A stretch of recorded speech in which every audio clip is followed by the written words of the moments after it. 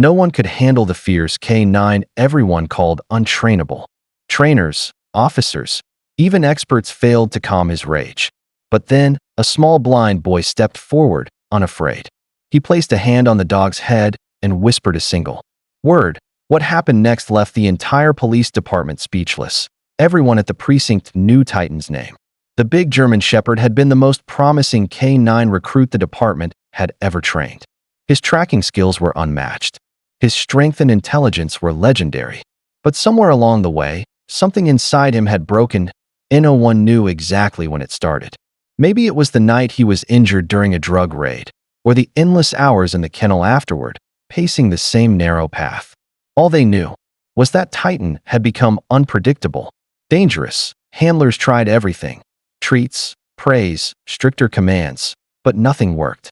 Every time someone approached his run, Titan's ears would flatten, his lips would curl back, and a deep growl would rumble through his chest.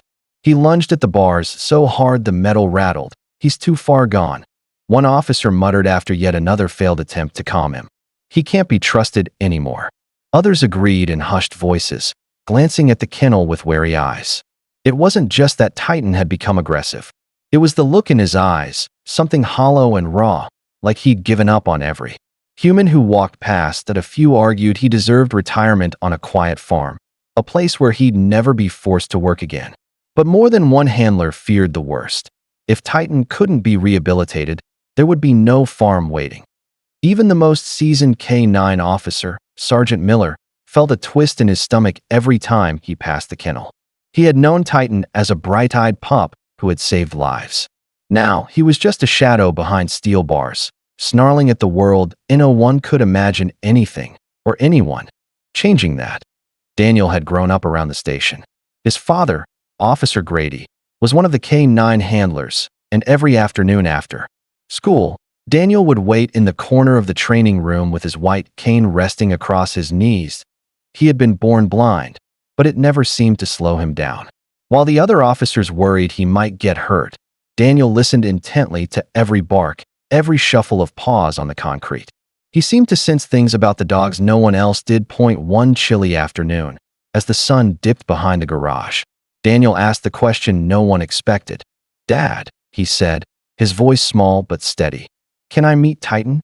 The room fell silent.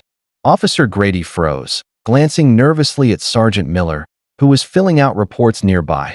"Daniel, you know Titan isn't like the other dogs," Grady began carefully. "I know," Daniel said. "But maybe he just needs someone to talk to him." Sergeant Miller set his pen down. "Son," he said, trying to be gentle, "he's not safe. Even for us."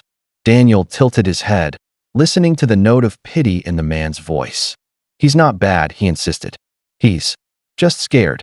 A hush fell over the group. No one spoke, but a few officers looked at each other, silently wondering if maybe, just maybe, the boy was right. Grady rubbed a hand over his face, torn between dread and hope. In the end, he knelt beside his son and took his hand. "If we do this," he whispered, "you have to stay behind me." Daniel nodded, calm as ever. "I just want to say hello." No one knew it yet, but that single moment would change everything. The hallway leading to Titan's kennel felt colder than usual. Every step echoed off the cinder block walls, mixing with the faint rattle of the dog's chain. As Officer Grady unlocked the door, Titan's growl rolled out to meet them.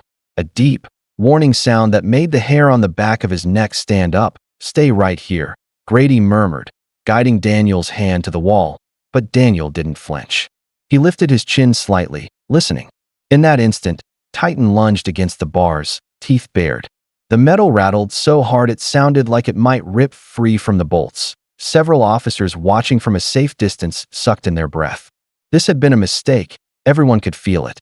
But before Grady could pull Daniel back, the boy took a single step forward. "It's okay," Daniel said softly. His voice was calm, so calm it felt out of place among the growls and shouts. "I'm not here to hurt you." Titan froze, mid-snarl. His hackles stayed raised, but his ears flicked forward, confused. Daniel reached out, palm open. Grady's heart stopped. "Daniel." But the boy only whispered one word, so soft the handlers could barely hear it. "Friend." For one suspended heartbeat, no one moved. Then, In a slow, trembling motion, Titan lowered his head. His growl faded into a quiet whine, as though some invisible cord had been cut. He took a step closer, his massive body pressed low to the ground. Another step, until his nose hovered an inch from Daniel's hand. And then, unbelievably, Titan pressed his muzzle into the boy's open palm, in the stunned silence that followed. A single tear slipped down Officer Grady's cheek. The Titan's breathing was ragged, hot against Daniel's hand. The German shepherd didn't move, as though he, too, was trying to understand what had just happened. His massive frame trembled, but there was no anger in the way he leaned forward, only something close to relief. Daniel smiled, though he couldn't see the stunned expressions around him. "Hi," he whispered. "You don't have to be afraid anymore." Slowly, he lowered himself to sit cross-legged on the floor, his hand never leaving Titan's cheek. Officers held their breath, terrified the dog might snap out of whatever spell had settled over him. But Titan only followed the boy down, his ears relaxed, eyes fixed on Daniel's face. Sergeant Miller cleared his throat, trying to steady his voice. "I've never seen him do that," he murmured to Grady. Grady swallowed hard, unable to look away. "Neither have I." Titan shifted closer, pressing the full weight of his head into Daniel's lap.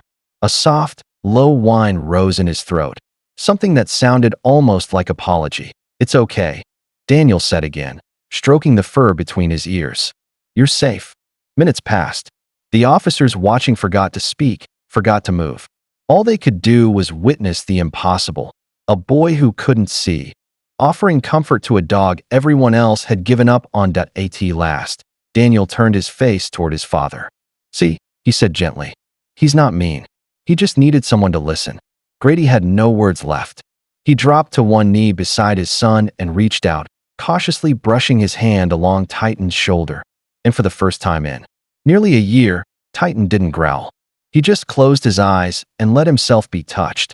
Word of what happened spread through the department faster than any official report ever could. By evening, officers who hadn't been there in person were stopping by to see for themselves. They stood quietly by the kennel, watching Titan lie with his head resting on Daniel's knee as if he'd always belonged there. Over the following days, Daniel returned again and again. Each time, Titan grew calmer. He no longer lunged at the bars when someone approached. His eyes, once dark with fear and anger, began to soften with recognition. On the third visit, something even more remarkable happened.